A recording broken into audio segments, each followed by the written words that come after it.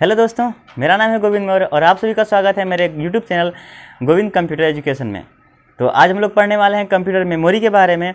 तो पिछला टॉपिक जिन्होंने नहीं देखा है इनपुट प्रोसेसर और आउटपुट के बारे में, वो मेरा पिछला वीडियो देख लेंगे।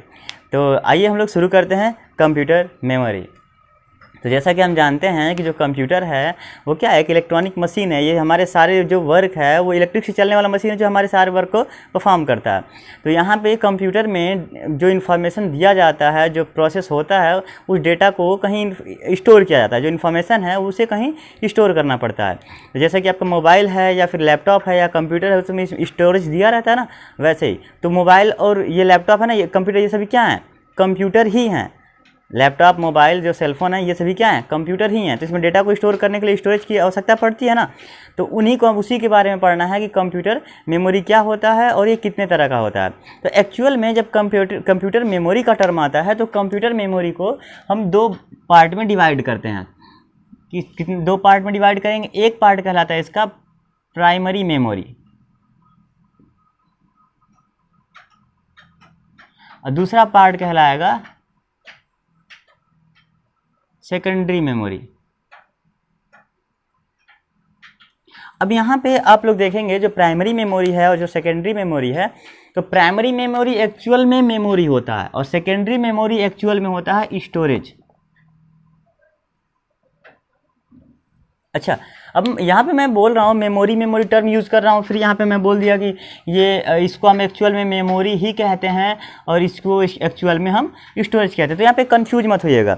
जब कंप्यूटर मेमोरी के बारे में बात हो रही है तो यहाँ पे आप लोग ध्यान देंगे कि मेमोरी में, कंप्यूटर की मेमोरी में दो पार्ट होते हैं। एक जो डेटा को परमानेंट स्टोर करता है फॉर फ्यूचर यूज, और दूसरा जो डेटा को टेम्परेरी स्टोर करता है प्रोसेसिंग टाइम के लिए। मान लीजिए अभी मैं आप लोगों को पढ़ा रहा हूँ कंप्यूटर, और इस समय आप क्या सोच रहे हैं, जो मेरा वीडियो देख रहे हैं, जो मेरे टॉपिक है, जो मेरी बात सुन रहे हैं, इसके बारे में सोच रहे हैं। तो करंट प्रोसेस क्या है, आप पढ़ रहे हैं, ठीक है, तो आप इसके बारे में सोच रहे हैं। लेकिन अभी मैं कहूँ आपका नाम क्या है, तो अभी आप अपने नाम के बारे में नहीं सोच रहे थे, लेकिन जैसे मैंने कहा आपका नाम क्या है, अपने नाम के बारे में सोचने लगे। इस तरह से मैं कहूँ रैंडम वर्ड मैं कोई यूज़ कर दूँ, मैं कहूँगा दिल्ली, तो दिल्ली का नाम सुना है, तुरंत आपको याद आ जाएगा कि हाँ, इंडिया का कैपिटल जो है वो दिल्ली है। तो ये समझ में आ रहा है मैं क्या समझाने की कोशिश कर रहा हूँ। यहाँ पे क्या है कि जो प्रोसेसर में आया डेटा, जो प्रोसेस हो रहा है, वो जहाँ पे रखा जाता है वो क्या है, मेमोरी है। प्रोसेसिंग टाइम, डेटा को जो स्टोर किया जाता है, ऐसा डेटा जिस पे प्रोसेस होने वाला है या प्रोसेस हो रहा है, ठीक है, ऐसा डेटा जिस पे प्रोसेस होने वाला है या प्रोसेस हो रहा है, उस डेटा को जिस कंप्यूटर मेमोरी में रखा जाता है उसको हम लोग कहते हैं मेमोरी। अब प्रोसेस हो चुका डेटा, ठीक है, यानी जो डेटा जिससे प्रोसेस हो चुका है फॉर फ्यूचर यूज, अगर हमें उसको फ्यूचर में यूज करना है और हम उसे स्टोर करके रखते हैं तो वो कहलाएगा हमारा स्टोरेज। जैसे कि हमें याद तो बहुत सी चीज़ें हैं ना, जो जितनी चीज़ें याद हैं उस चीज़ों के बारे में सोच रहे हैं नहीं ना, लेकिन वो हम जब चाहें तब उन चीज़ों के बारे में सोच सकते हैं, ठीक है। जितनी चीज़ें हम पढ़े हैं, सुने हैं, समझते हैं, जो हमारे स्टोरेज में है, हमें याद है, वो हम कभी भी उसको प्रोसेस में ला सकते हैं, ठीक है। तो जब अभी प्रोसेस में नहीं है, कंप्यूटर के प्रोसेस में जो नहीं है, कंप्यूटर के प्रोसेसर में नहीं है, वो कहाँ पे है, स्टोरेज में है। और जो कंप्यूटर के प्रोसेसर में काम हो रहा है वो डेटा कहाँ से आ रहा है, मेमोरी से आ रहा है। तो मेमोरी उस डेटा को होल्ड करेगा जिस पे कंप्यूटर प्रोसेस करने वाला है, प्रोसेसर प्रोसेस करने वाला है, और स्टोरेज उस डेटा को होल्ड करेगा जो सेव किया गया है यूज़र के द्वारा परमानेंट और फ्यूचर यूज के लिए, ठीक है। तो प्राइमरी मेमोरी को हम दो पार्ट में डिवाइड करेंगे। प्राइमरी मेमोरी में दो पार्ट होंगे, एक पार्ट इसका कहलाता है रैम, एक पार्ट कहलाता है इसका रोम, ठीक है। एक पार्ट क्या कहलाएगा इसका, एक पार्ट कहलाएगा रैम और एक पार्ट कहलाएगा रोम, ठीक है। अब रैम में, जो रैम है, इसमें रैम में भी कितने पार्ट होते हैं, दो पार्ट होते हैं। रोम में, रोम का फुल फॉर्म लिख लीजिएगा, ये होता है रैंडम एक्सेस मेमोरी,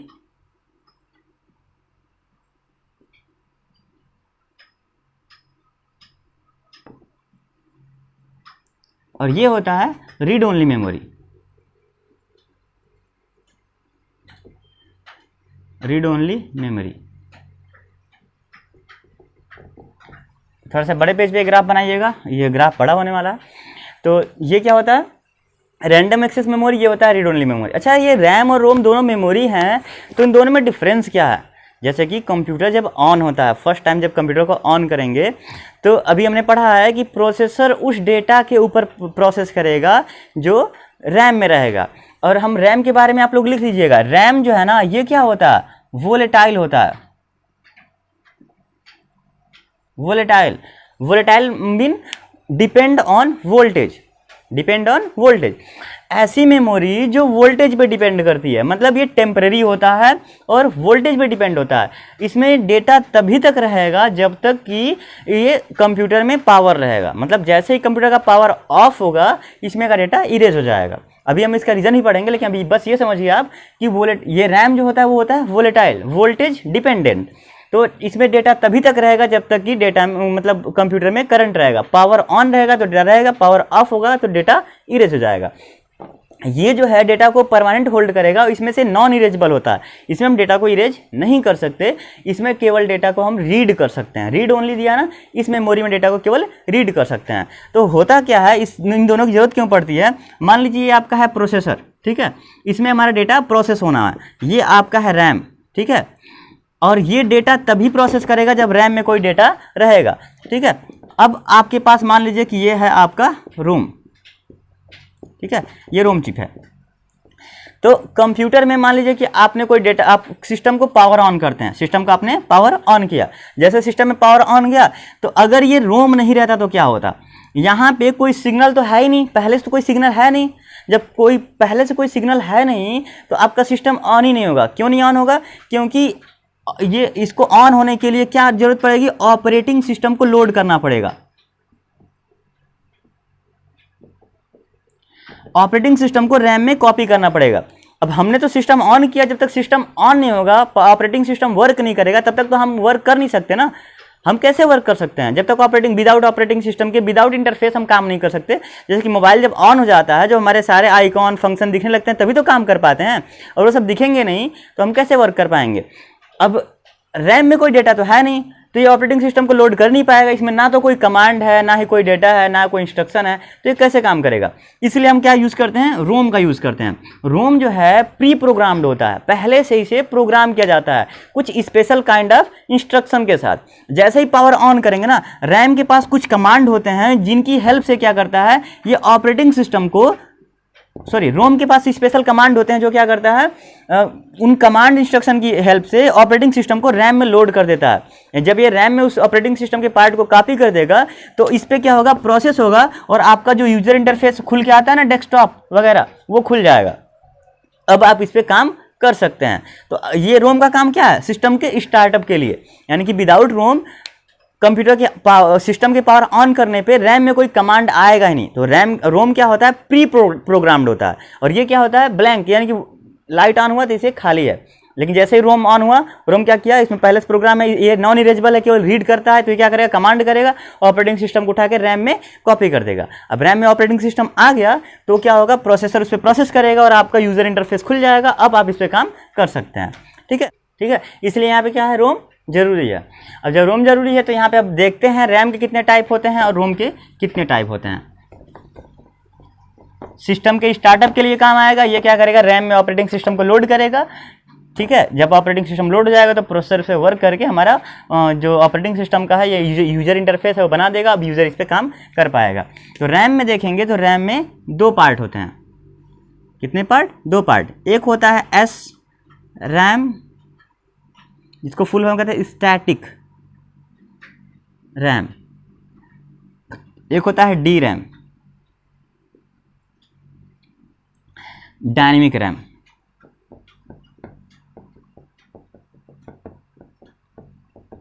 जैसा कि इसका नाम है ना डायनेमिक, वैसे इसका वर्क भी है। ये स्टैटिक जैसा इसका नाम है, वैसे भी इसका वर्क है। तो ये याद रखेंगे, स्टैटिक रैम में मॉसफेट का यूज किया जाता है। क्या, MOSFET, metal oxide semiconductor field effect transistor. या मॉसफेट में क्या है, metal oxide semiconductor field effect transistor. ये क्या हो जाएगा, मॉसफेट हो जाएगा। वहीं जो डी रैम है, डायनेमिक रैम, डायनेमिक रैम में क्या यूज होगा, ये क्या होता है, इसमें यूज होता है कैपेसिटर्स का। क्या यूज होता है, कैपेसिटर्स यूज होते हैं।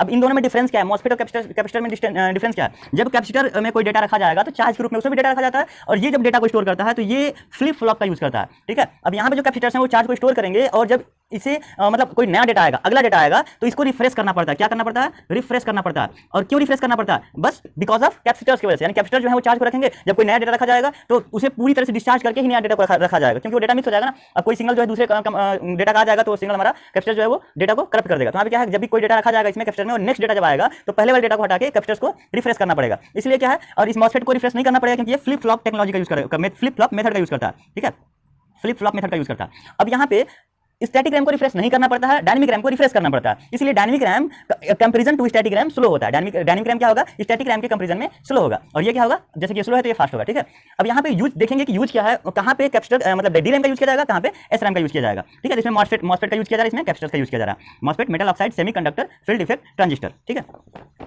अब देखते हैं जो स्टैटिक रैम है, तो आप लोग नाम सुने होंगे कैश मेमोरी। इसमें दो मेथड से स्टैटिक रैम बनाए जाते हैं। कौन से मेथड? दो मेथड से स्टैटिक रैम बनाए जाएंगे, सिंक्रोनस और असिंक्रोनस। ठीक है, सिंक्रोनस और असिंक्रोनस। अब जो इस एस रैम के टाइप हैं इसको आप लोग लिख सकते हैं L1 कैश में, कैसे L2 कैश पढ़ते हैं, इसको कैसे नहीं पढ़ेंगे, कैश पढ़ेंगे। ठीक है, L3 कैश और L4 कैश मेमोरी। तो एस रैम का यूज किस लिए होगा? कैश मेमोरी के लिए। और बनाने के लिए कौन कौन से मेथड यूज हो रहे हैं? सिंक्रोनस और असिंक्रोनस। ठीक है, अब ये कैश मेमोरी क्या होता है? कैश मेमोरी, या आप रजिस्टर का नाम सुने होंगे, रजिस्टर। प्रोसेसर के अंदर कुछ बिल्ड इन मेमोरी होता है। प्रोसेसर के अंदर कुछ मेमोरी जो है वो बिल्ड इन होता है पहले से, वो डेटा को होल्ड करने के लिए, क्योंकि वो उसे फास्ट प्रोसेसिंग करना है, तो रैम से डेटा तुरंत मंगा नहीं सकता, तो कुछ डेटा को वो अपने पास रखता है प्रोसेसिंग के लिए। तो वो क्या करेगा, ये कैश मेमोरी का यूज़ करेगा। ठीक है, और डी रैम में जब देखेंगे डी रैम के टाइप, तो डी रैम में कई सारे रैम होते हैं, जैसे कि एक होता है इसमें FP रैम। ठीक है, FP D RAM, sorry FP D RAM. ठीक है, RD RAM, SD RAM, DDR1 SD RAM. ठीक है, DDR2 SD RAM, DDR3 SD RAM, और लास्ट है आपका DDR4 SD रैम। ठीक है, फास्ट पेज मोड, यानी कि हम कह सकते हैं fast page dynamic random access memory, Rambus dynamic random access memory, और ये synchronous dynamic random access memory. Double data rate type 1 synchronous dynamic random access memory, double data rate type 2 synchronous dynamic random access memory, और वैसे ही है double data rate type 3, double data rate type 4। ठीक है, तो यहाँ पे जो अलग अलग टेक्नोलॉजी का यूज़ करके रैम बनाया गया है, इस समय जो लेटेस्ट चल रहे हैं लैपटॉप या कंप्यूटर्स में, DDR3 या DDR4 का यूज़ हो रहा है। इसमें ये क्रम वाइज लिखा गया है, जो लास्ट वाला है ना वो क्या है, बाकी सबसे फास्ट है। और इसमें एक और चीज़ देख लेंगे, जो रैम आते हैं वो दो तरह के आते हैं, सिम टाइप का, सिम और डिम। अब के जो रैम है वो डिम टाइप के हैं। अब यहाँ पे समझ लेते हैं सिम क्या है और डिम क्या है। जैसे कि ये जो रैम है ये DDR3 रैम है। ठीक है, ये DDR3 रैम है। अब यहाँ पे अगर आप लोगों को दिख रहा होगा इस पर, तो DDR3 लिखा भी हुआ है। यहाँ पे देखेंगे ये क्या है, डिम टाइप का है। डिम टाइप का मतलब कि ये जो पिंस है ना, इसमें पिंस है कंडक्टिव, ये दिख रहा है ना कॉपर पिन, ये दोनों तरफ है। तो जो अगर दोनों तरफ पिन रहेगा तो इसको हम क्या कहेंगे, dual in line, dual in line memory module, dual in line memory module. ठीक है, क्या हो जाएगा, dual in line memory module. और ये क्या हो जाएगा, सिंगल इन लाइन हो जाएगा, single in line memory module. तो ऐसा मेमोरी कार्ड जिसमें जो कॉपर पिन देखे हैं वो एक ही तरफ हो तो उसको कहेंगे सिम टाइप का, सिंगल इनलाइन मेमोरी मॉड्यूल जो पहले आते थे, और अब आते हैं डिम टाइप के ड्यूल इनलाइन मेमोरी मॉड्यूल, जिसमें जो कंडक्टिव पिन है वो दोनों तरफ के होते हैं। ठीक है, तो ये आप याद रखेंगे। अब यहाँ पे हम लोग वर्क इसको समझ लेते हैं कि कैसे एस रैम और डी रैम का यूज होगा। ठीक है, क्यों ये इसकी जरूरत, एस रैम की जरूरत क्यों पड़ रही है, कैश मेमोरी या रजिस्टर की जरूरत क्यों पड़ती है, वो फास्ट एक्सेस के लिए। ठीक है, जैसे कि मान लीजिए आपका ये है डी रैम, डायनेमिक रैम, इसको सिंपल वे में मैं समझा रहा हूँ। और ये क्या आपका प्रोसेसर है, क्योंकि इसके पास कोई स्टोरेज नहीं है ना। अब प्रोसेसर की कैपेसिटी के अकॉर्डिंग, क्योंकि उसका देखेंगे एक्सेस टाइम, लेटेंसी टाइम वगैरह तो हम लोग बाद में डिस्कस करेंगे। पहले हम देखते हैं कि ये वर्क कैसे करेगा। सपोज कीजिए कि प्रोसेसर जो है वो एक जगह जहाँ पे ये प्रोसेस कर रहा है, तो समझ लीजिए कोई ऐसी मशीन है जो प्रोसेस कर रहा है, और डी रैम को समझ लीजिए कि एक पर्सन है जो डेटा को ले जाने का काम कर रहा है। सपोज कीजिए रियल लाइफ में इसको मान लीजिए कि यहाँ से इसको कोई जैसे कि ये मान लीजिए, ये समझ लीजिए कि ये लकड़ी है, काटने की मशीन या कैंची समझ लीजिए कि ये कैंची है। आपको कुछ धागा या फिर कोई भी चीज़ ऐसा जो कटवाना है, किसी तरह का मशीन समझ लीजिए, और आपको कोई वर्क ले जाके यहाँ पे प्रोसेस करवा के वापस लाना है। इसके पास कोई स्टोरेज नहीं है, यहाँ पे स्टॉक नहीं रख सकते। अभी ऐसा सपोज यहाँ पे कोई स्टॉक नहीं रख सकते। और इसकी कैपेसिटी अगर ये डिपेंड करता है ना कि प्रोसेसर किस तरह का है, तो ये सब याद रखिएगा। प्रोसेसर जो है वो 32 बिट के आते हैं या 64 बिट के आते हैं, ठीक है। और वो भी डिपेंड करता है इसकी फ्रीक्वेंसी, कितने गीगाहर्ट्ज का प्रोसेसर है, ठीक है। और उस पर भी डिपेंड करेगा इसमें कितने कोर हैं। तो उन सब चीज़ों के बारे में हम बाद में डिस्कस करेंगे, क्योंकि प्रोसेसर के जितने ज़्यादा कोर रहेंगे उतने ही वो इंडिविजुअल प्रोसेसर के रूप में काम कर पाएगा। तो ऐसे समझते हैं कि केवल 1 कोर वाला प्रोसेसर है, 32 बिट या 64 बिट का। यानी कि अगर 32 बिट का है तो एक बार में वो 32 बिट डेटा प्रोसेस करेगा, 64 बिट का है तो एक बार में 64 बिट डेटा प्रोसेस करेगा। डी रैम के पास मान लीजिए आप हैं, आपको कोई वर्क ले जाना है। मान लीजिए यहाँ पे क्या है, ये कैंची है और हमें यहाँ से कोई कागज़ ले जाना है और कटवा के वापस लाना है। तो यहाँ से क्या करेगा, कोई डेटा ले जाएगा, उस डेटा पे ये कितने बिट, यानी कि अगर इसे 1 MB का डेटा प्रोसेस करना है तो क्या करेगा, 1 MB को डायरेक्ट नहीं भेज सकता। वो क्या करेगा, पहले भेजेगा 32 बिट, इसमें का 32 बिट डेटा प्रोसेस करेगा। उसके बाद प्रोसेस करने के बाद उस डेटा को जब वापस रैम में भेज लेगा तो फिर क्या करेगा, फिर 32 बिट को ये डिमांड करेगा। तो यहाँ पे क्या है, एक बार में अगर 1 MB प्रोसेस करना है तो 32 बिट करके ऐसे जब प्रोसेस करते जाएगा तो जब 1 मिलियन, यानी कि वो कितने बार हो जाएगा, लगभग 10,000 बार प्रोसेस करेगा, तब जाके उसका क्या हो जाएगा, ये डेटा प्रोसेस कंप्लीट होगा। यानी कि बहुत एक लंबा टाइम लग जाएगा ना। और कंप्यूटर में क्या है कि हमें अगर 1 सेकंड की भी देरी होती है, जैसा रिफ्रेश ही कर रहे हैं हम ना, राइट क्लिक करेंगे और रिफ्रेश वाला जो हमारा मेनू है, पॉपअप मेनू, अगर कुछ देर में अपीयर होता है ना तो तब तक हम 4-5 क्लिक कर देते हैं। यानी कि हमें क्या चाहिए, कंप्यूटर बहुत फास्ट वर्क करना चाहिए।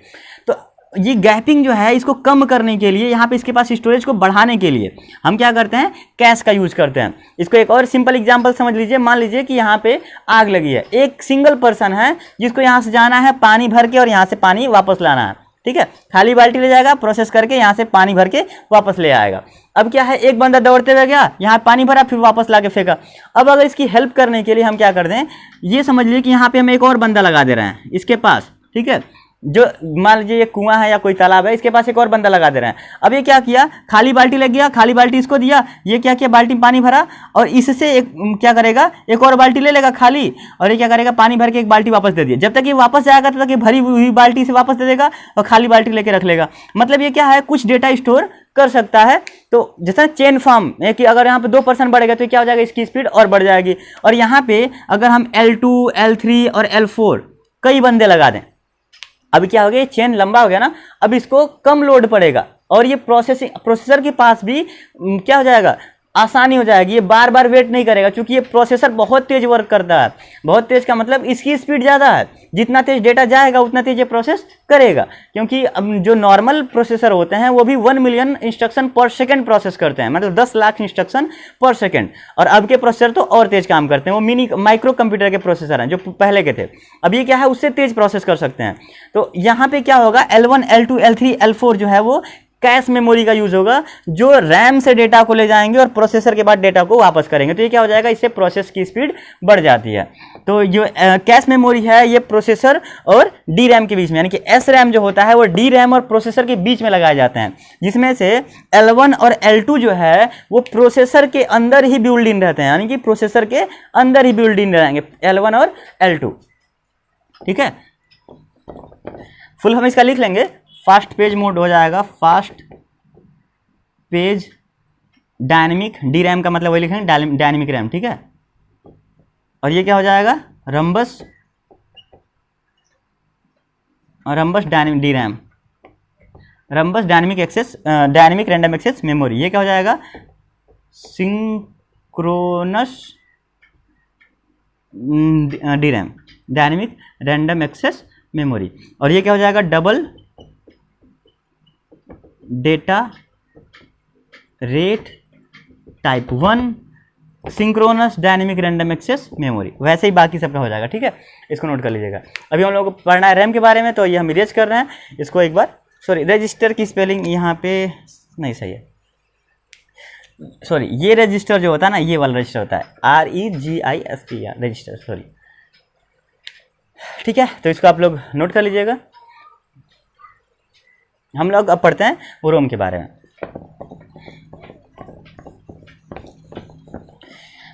रोम में जो है वो कितने तरह के रोम होते हैं और इसका यूज क्यों होता है। रोम में एक होगा पहला रोम, दूसरा होगा एम रोम, तीसरा होगा पी रोम, चौथा होगा ईपी रोम, पांचवा होगा डबल ईपी रोम। पांचों रोम के बारे में पढ़ेंगे। पहला जो रोम है रीड ओनली मेमोरी, ये रोम का एक सबसे फर्स्ट टाइप है। ऐसा रोम मतलब रोम का वो टाइप जो मैन्युफैक्चरिंग के टाइम ही प्रोग्राम कर दिया जाए। यानी कि इस रोम को क्या किया था, मैं जब मैन्युफैक्चर किया था किसी कंपनी में, मतलब ये रोम जहां बनाया जाता है उसी में क्या कर दिया जाता है, इसे प्रोग्राम कर दिया जाता है। यानी कि इसे रीप्रोग्राम नहीं करना पड़ेगा, ये पहले से फुली प्रोग्राम आता है। ठीक है, एम रोम जो है वो रोम का ही एक टाइप है जिसमें इसको कहते हैं मास्क रीड ओनली मेमोरी। क्या, मास्क रीड ओनली मेमोरी। इस मेमोरी में क्या होता है, मैन्युफैक्चरर के बारे में इंफॉर्मेशन रहता है। यानी कि ये मेमोरी क्या, ये रोम क्या करता है, मैन्युफैक्चरर के बारे में इंफॉर्मेशन होल्ड करता है। मान लीजिए कि कोई कंपनी डेल की है, तो डेल का जब मोबाइल ऑन करेंगे या कोई लैपटॉप है डेल का, जब वो ऑन करेंगे तो डेल का लोगो आता है कि स्पेशल काइंड ऑफ म्यूजिक बजता है। ठीक है, यानी कि वो क्या, वो रोम जो अपने मैन्युफैक्चरर के बारे में इंफॉर्मेशन होल्ड करता है वो क्या होता है, एम रोम होता है। ये भी क्या होता है, प्री प्रोग्राम होता है। यानी कि ये भी पहले से मैन्युफैक्चरिंग के टाइम ही प्रोग्राम कर जाता है कंपनी में। ठीक है, अब इसके बाद जो पी रोम आता है, प्रोग्रामेबल रोम। प्रोग्रामेबल रोम, ये रोम क्या है, जब इसको बनाया जाता है तो इसे बनाया जाता है ब्लैंक मेमोरी की तरह। ब्लैंक, अच्छा सीडी देखे ना, ब्लैंक सीडी, उसी तरह बनाया जाता है। समझ लीजिए कि ये ब्लैंक जैसा ब्लैंक सीडी का वर्क होता है वैसे इसका होता है। मतलब इसे खाली मेमोरी की तरह बनाया जाता है, और अगर इसे एक बार प्रोग्राम कर दिया गया तो ये इरेजेबल नहीं होता है। यानी कि ब्लैंक मेमोरी की तरह बनाया गया और दे दिया गया, यूजर या जो भी प्रोग्रामर है वो इसे प्रोग्राम करेगा, और एक बार ये प्रोग्राम हो गया तो ये इरेज नहीं होगा। ठीक है, उसके बाद आता है ईपी रोम, इरेजेबल प्रोग्रामेबल रोम। ठीक है, ऐसा रोम जिसे बार बार इरेज करके और प्रोग्राम किया जा सके। ठीक है, ये बार बार इरेज किया जा सकेगा और प्रोग्राम किया जा सकेगा, इसलिए हम इसको क्या कहेंगे, इरेजेबल प्रोग्रामेबल रोम कहेंगे। ओके, अब यहाँ पे इसको इरेज करने के लिए ना हमें यूवी रे की हेल्प लेनी पड़ती है। यानी कि अल्ट्रा वायलेट रे, जो सूरज के प्रकाश में होता है, धूप में होता है, अल्ट्रा वायलेट रे, यूवी रे की सहायता से हम इसे क्या करेंगे, इरेज करेंगे और प्रोग्राम करेंगे। जो लास्ट है इलेक्ट्रिकली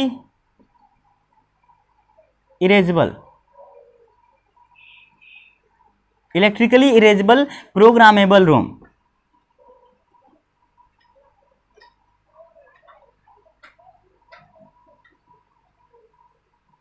ऐसा रोम जिसे इलेक्ट्रिक की सहायता से इरेज करके और प्रोग्राम किया जा सके।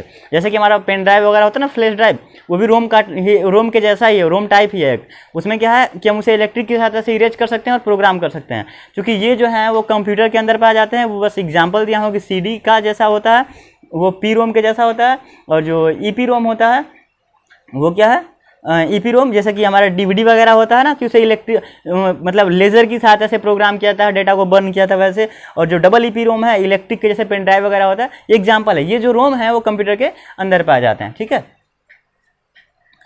तो इसमें कुछ पूछना है तो आप लोग कमेंट बॉक्स में कमेंट कर सकते हैं। अभी हम लोगों को पढ़ना है सेकेंडरी मेमोरी या जो स्टोरेज है उसके बारे में। ठीक है,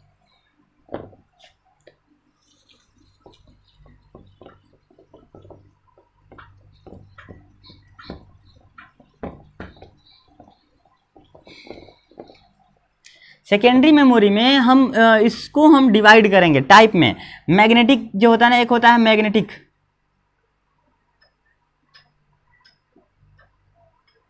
मैग्नेटिक स्टोरेज। ऐसा स्टोरेज जो डेटा को स्टोर करने के लिए मैग्नेटिक मटेरियल का यूज करता हो, जैसे कि floppy drive, floppy disk drive, floppy disk drive ये पहले यूज होता था। फ्लॉपी डिस्क ड्राइव कंप्यूटर में पहले यूज होता था डेटा को स्टोर करने के लिए। इसको बंद क्यों कर दिया गया? क्योंकि आपको पता है कि जो पहले कंप्यूटर आते थे वो उसमें ग्राफिक कम रहता था और वो डेटा जो है कम से कम मेमोरी में भी वो चल जाता था। इसको आप ऐसे कंपेयर कर सकते हैं। अच्छा, जब आप शुरू में आप लोग कैमरे वाला फ़ोन लिए होंगे, उसमें क्या है ना, जो फोटोज़ हैं वो केबी में बनते थे, 20 केबी का, 40 केबी का। फिर जो फोटो की क्वालिटी बढ़िया होने लगी तो 300 केबी का बनने लगा फोटो। फिर वो क्या हो गया, धीरे धीरे इंप्रूवमेंट होता गया और अब 1 MB का, 2 MB का फोटो बनने लगा। उसके बाद क्या हुआ, अब जो कैमरे आ रहे हैं उसमें तो 10-10 MB का एक फोटो बन जा रहा है, 10 MB 15 MB का एक फोटो बन जा रहा है। अब ये सोचिए कि अगर जो पहले वाले मोबाइल होते उसमें अगर 10-10 15-15 MB का फोटो बनने लगता तो वो कहाँ पर स्टोर कर पाते? नहीं कर पाते ना, क्योंकि उनकी स्टोरेज जो है बहुत कम केबी में ही होती थी और केबी में फोटो भी बनते थे। लेकिन अब जो है स्टोरेज दे रहा है आपका, अगर 64 GB है या 128 GB है तो भी आपका स्टोरेज जो है वो फुल हो जाएगा। क्यों? क्योंकि आप उस तरह की जो मीडिया को रख रहे हैं, जो मूवीज़ हैं या जो आप फोटोज़ हैं बिल्कुल हाई क्वालिटी के रख रहे हैं ना, तो वो उतना ही ज़्यादा स्टोरेज ले रहा है। यानी कि जितना ज़्यादा ग्राफिक होगा हमें उतने ज़्यादा स्टोरेज की ज़रूरत पड़ेगी। तो पहले जो फ्लॉपी का यूज होता था तो वहाँ पे कंप्यूटर में ग्राफिक कम रहते थे, केवल टेक्स्ट वगैरह टेक्सचुअल रहता था, तो वो आसानी से इसमें स्टोर हो जाता था।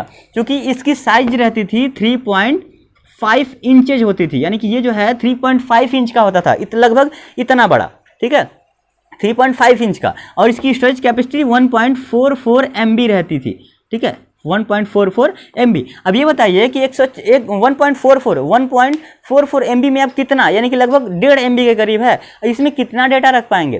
अब पहले इसमें टेक्स्ट वगैरह रखे जाते थे, डॉक्यूमेंट फाइल रखे जाते थे, लेकिन अब इसमें डेटा नहीं रखा जाता। और ये अब जो है वो गायब भी हो गया है सिस्टम से, ठीक है। तो इसके बारे में हम लोग पढ़ लेंगे फ्लॉपी के बारे में, जब हार्ड डिस्क के बारे में पढ़ेंगे तो फ्लॉपी के बारे में भी डिस्कस कर लेंगे, ठीक है। उसके बाद जो दूसरा टाइप है वो होता है आपका हार्ड डिस्क,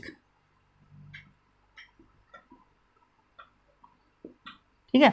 हार्ड डिस्क जो है वो फ्लॉपी डिस्क के जैसे ही काम करता है, लेकिन इसमें जो प्लेट होता है वो प्लेट जो है वो एल्युमिनियम, ग्लास या सेरेमिक का बना होता है, हार्ड मेटल का बना, मेटेलिक प्लेट होता है जिसके ऊपर मैग्नेटिक मटेरियल का कोट होता है, जिसमें डेटा को रखा जाता है, ठीक है। इसके बाद आप लिख सकते हैं मैग्नेटिक टेप।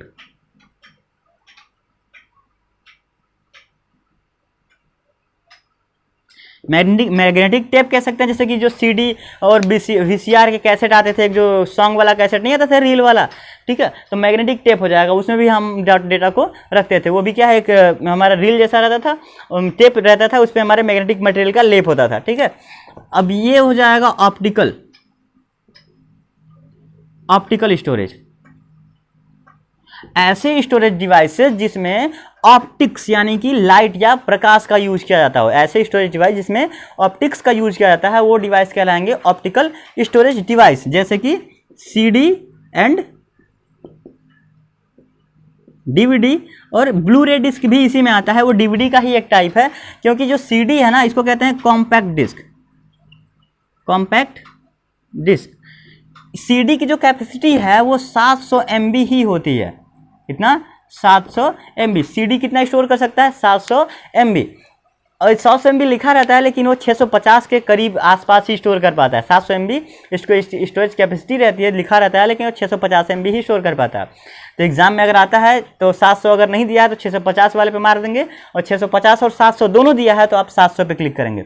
DVD जो है ये CD के जैसा ही होता है, साइज में भी वैसा होता है, बस थोड़ा सा कलर डिफरेंस होगा। और इसकी स्टोरेज कैपेसिटी जो है वो 4.7 GB होती है, क्योंकि ये अलग टेक्नोलॉजी का यूज करता है, ठीक है। ये अलग टेक्नोलॉजी का यूज करता है और ये अलग टेक्नोलॉजी का, तो ये पुरानी टेक्नोलॉजी है और ये नई टेक्नोलॉजी का यूज करता है। इसका फुल फॉर्म होता है डिजिटल वीडियो या वर्सेटाइल डिस्क, ठीक है। डिजिटल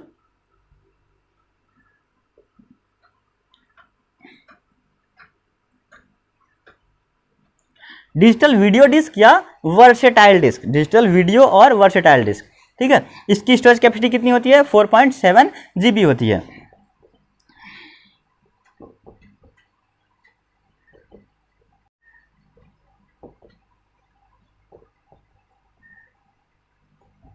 इलेक्ट्रिकल स्टोरेज, ऐसे स्टोरेज डिवाइसेस जिसमें इलेक्ट्रिसिटी का यूज़ किया जाता है डेटा को स्टोर करने के लिए, करंट का यूज़ किया जाता है, वो क्या हो जाएगा, इलेक्ट्रिकल स्टोरेज हो जाएगा। इसमें जैसे कि आपका होता है पेन ड्राइव,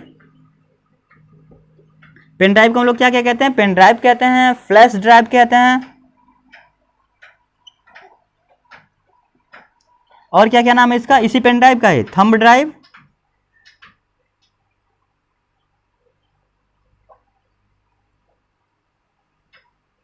और यूएसबी कहते हैं ना, pen drive, flash drive, thumb drive, USB, और एक और नाम है इसका डेटा ट्रेवलर। सब इसके वर्क के अकॉर्डिंग है। तो ये जितने भी नाम है ना, सब पेन ड्राइव को ही कहते हैं। Pen drive, flash drive, thumb drive, USB और डेटा ट्रेवलर जो है वो पेन ड्राइव को ही कहा जाता है। एक ये हो जाएगा, दूसरा हो जाएगा इसका एसडी कार्ड, जो मेमोरी कार्ड होते हैं ना छोटे वाले, वो भी क्या है, इलेक्ट्रिकल स्टोरेज है। उसमें जो डेटा स्टोर होगा वो करंट के साथ ऐसे होगा। ठीक है, तो आज के लिए हम लोग इतना ही पढ़ते हैं, मिलते हैं नए वीडियो में। तब तक आप लोग इसे जो भी कमेंट, अब जो भी कन्फ्यूजन होगा आप कमेंट बॉक्स में पूछ सकते हैं। थैंक यू फॉर वॉचिंग, और लाइक, सब्सक्राइब और शेयर कर दीजिएगा। Thank you.